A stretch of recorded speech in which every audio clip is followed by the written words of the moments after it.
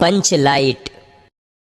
पिछले 15 महीने से दंड जुर्माने के पैसे जमा करके महतो टोली के पंचों ने पेट्रोमैक्स खरीदी है इस बार रामनवमी के मेले में। गांव में सब मिलाकर 8 पंचायतें हैं। हर एक जाति की अलग अलग सभा चट्टी है।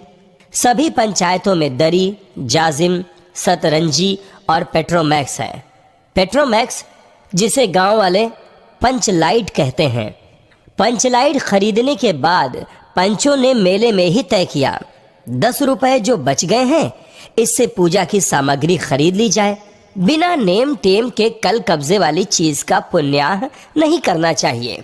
अंग्रेज बहादुर के राज में भी पुल बनाने के पहले बलि दी जाती थी। मेले से सभी पंच दिन दहाड़े ही गांव लौटे। सबसे आगे पंचायत का छड़ीदार पंचलाइट का डिब्बा माथे पर लेकर और उसके पीछे सरदार, दीवान और पंच वगैरह। गांव के बाहर ही ब्राह्मण टोले के फुटंगी झा ने टोक दिया, कितने में लालटेन खरीदी महतो? देखते नहीं पंचलाइट है। बामन टोली के लोग ऐसे ही ताब करते हैं। अपने घर की ढिबरी को भी बिजली बत्ती कहेंगे और दूसरों के पंचलाइट को लालटेन। टोले भर के लोग जमा हो गए। औरत, मर्द, बूढ़े, बच्चे सभी काम काज छोड़कर दौड़े आए। चल रे चल, अपना पंचलाइट आया है, पंचलाइट। छड़ीदार अंगनू महतो रह रहकर लोगों को चेतावनी देने लगा, हाँ दूर से, जरा दूर से, छूछा मत करो, ठेस न लगे। सरदार ने अपनी स्त्री से कहा, सांझ को पूजा होगी, जल्दी से नहा धोकर चौका पीढ़ी लगाओ।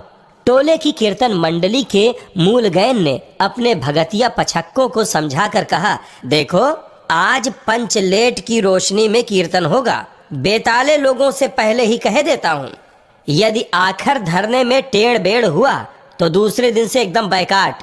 औरतों की मंडली में गुलरी काकी गोसाई का गीत गुनगुनाने लगी। छोटे छोटे बच्चों ने उत्साह के मारे बेवजह शोरगुल मचाना शुरू कर दिया। सूरज डूबने के 1 घंटा पहले ही टोले भर के लोग सरदार के दरवाजे पर आकर जमा हो गए। पंचलाइट, पंचलाइट, पंचलाइट के सिवा कोई गप नहीं, कोई दूसरी बात नहीं। सरदार ने गुड़गुड़ी पीते हुए कहा, दुकानदार ने पहले सुनाया पूरे 5 कौड़ी 5 रुपया।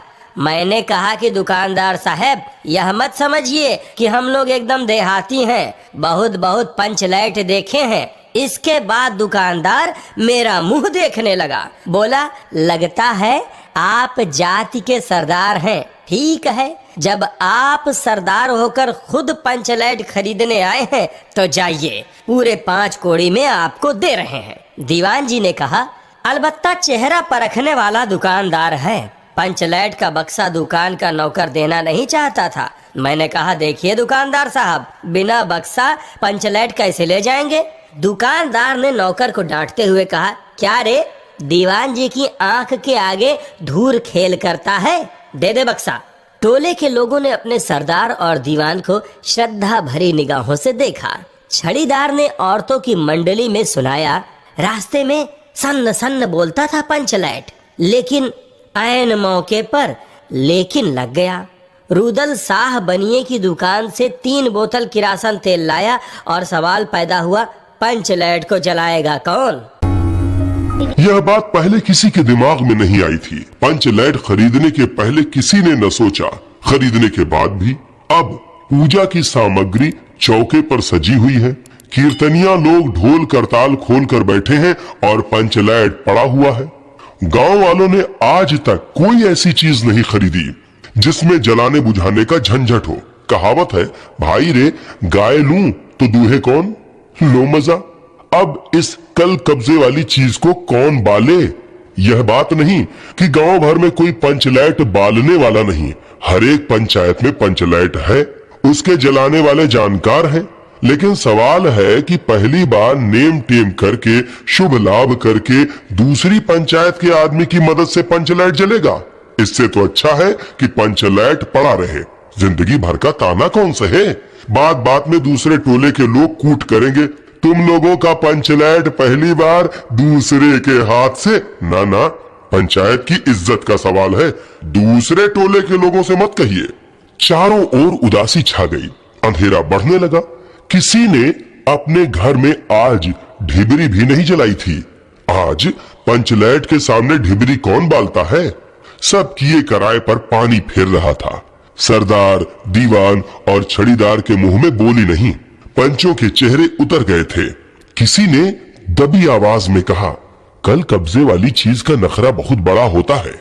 एक नौजवान ने आकर सूचना दी, राजपूत टोली के लोग हंसते हंसते पागल हो रहे हैं। कहते हैं कान पकड़कर पंचलैट के सामने 5 बार उठो बैठो, तुरंत जलने लगेगा। पंचों ने सुनकर मन ही मन कहा, भगवान ने हंसने का मौका दिया है, हंसेंगे नहीं। एक बूढ़े ने आकर खबर दी, रूदल साहब बनिया भारी बतंगड़ आदमी है, कह रहा है पंचलैट का पंप जरा होशियारी से देना। गुलरी काकी की बेटी मुनरी के मुंह में बार बार एक बात आकर मन में लौट जाती है। वह कैसे बोले। वह जानती है कि गोधन पंचलैट बालना जानता है, लेकिन गोधन का हुक्का पानी पंचायत से बंद है। पंचों की निगाह पर गोधन बहुत दिन से चढ़ा हुआ था। दूसरे गांव से आकर बसा है गोधन, और अब तक टोले के पंचों को पान सुपारी खाने के लिए कुछ भी नहीं दिया। परवाह ही नहीं करता है। बस पंचों को मौका मिला, 10 रुपया जुर्माना न देने पर हुक्का पानी बंद। आज तक गोधन पंचायत से बाहर है, उससे कैसे कहा जाए, मुनरी उसका नाम कैसे ले। और उधर जाति का पानी उतर रहा है। मुनरी ने चालाकी से अपनी सहेली कनेली के कान में बात डाल दी। कनेली, चिंगो, चिद चिन। कनेली मुस्कुरा कर रह गई, गोधन तो बंद है। मुनरी बोली, तू कहे तो सरदार से गोधन जानता है पंचलैट जलाना। कनेली बोली, कौन, गोधना? जानता है बालना, लेकिन सरदार ने दीवान को देखा और दीवान ने पंचों की ओर, पंचों ने एक मत होकर हुक्का पानी बंद किया है। सलीमा का गीत गा गाकर आंख का इशारा मारने वाले गोधन से गांव भर के लोग नाराज थे। सरदार ने कहा, जाति की बंदिश क्या, जबकि जाति की इज्जत ही पानी में बही जा रही है। क्यों जी दीवान? दीवान ने कहा, ठीक है।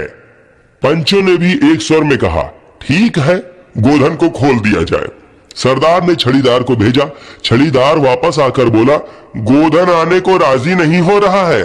कहता है पंचों की क्या प्रतीत है, कोई कल कब्जा बिगड़ गया तो मुझे दंड जुर्माना भरना पड़ेगा।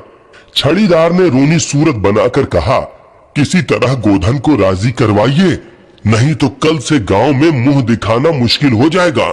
गुलरी काकी बोली, जरा मैं देखूं कह के। गुलरी काकी उठकर गोधन के झोपड़े की ओर गईं और गोधन को मना लाई। सभी के चेहरे पर नई आशा की रोशनी चमकी। गोधन चुपचाप पंचलैट में तेल भरने लगा। सरदार की स्त्री ने पूजा की सामग्री के पास चक्कर काटती हुई बिल्ली को भगाया। कीर्तन मंडली का मूलगैन मूर्छल के बालों को संवारने लगा। गोधन ने पूछा, स्पिरिट कहाँ है? बिना स्पिरिट के कैसे जलेगा? लो मजा। अब यह दूसरा बखेड़ा खड़ा हुआ। सभी ने मन ही मन सरदार, दीवान और पंचों की बुद्धि पर अविश्वास प्रकट किया। बिना बूझे समझे काम करते हैं ये लोग। उपस्थित जन समूह में फिर मायूसी छा गई। लेकिन गोधन बड़ा होशियार लड़का है, बिना स्पिरिट के ही पंचलैट जलाएगा। थोड़ा गरी का तेल ला दो। मुनरी दौड़ कर गई और एक मलसी गरी का तेल ले आई। गोधन पंचलैट में पंप देने लगा। पंचलैट की रेशमी थैली में धीरे धीरे रोशनी आने लगी। गोधन कभी मुंह से फूंकता, कभी पंचलैट की चाबी घुमाता। थोड़ी देर के बाद पंचलैट से सनसनाहट की आवाज निकलने लगी और रोशनी बढ़ती गई। लोगों के दिल का मैल दूर हो गया। गोधन बड़ा काबिल लड़का है। अंत में पंचलाइट की रोशनी से सारी टोली जगमगा उठी तो कीर्तनिया लोगों ने एक स्वर में महावीर स्वामी की जय ध्वनि के साथ कीर्तन शुरू कर दिया। पंचलैट की रोशनी में सभी के मुस्कुराते हुए चेहरे स्पष्ट हो गए। गोधन ने सबका दिल जीत लिया। सरदार ने गोधन को बहुत प्यार से बुलाकर कहा, तुमने जाति की इज्जत रखी है, तुम्हारा 7 खून माफ। खूब गाओ सलीमा का गाना। गुलरी काकी बोली, आज रात मेरे घर में खाना गोधन। कीर्तनिया लोगों ने एक कीर्तन समाप्त कर जय ध्वनि की, हो जय हो। पंचलैट के प्रकाश में पेड़ पौधों का पत्ता पत्ता पुलकित हो रहा था। फणीश्वर नाथ रेणु। ऐसे ही और वीडियोस देखने के लिए हमारे वीडियो को लाइक करें, चैनल को सब्सक्राइब करें और बेल आइकन जरूर दबाएं।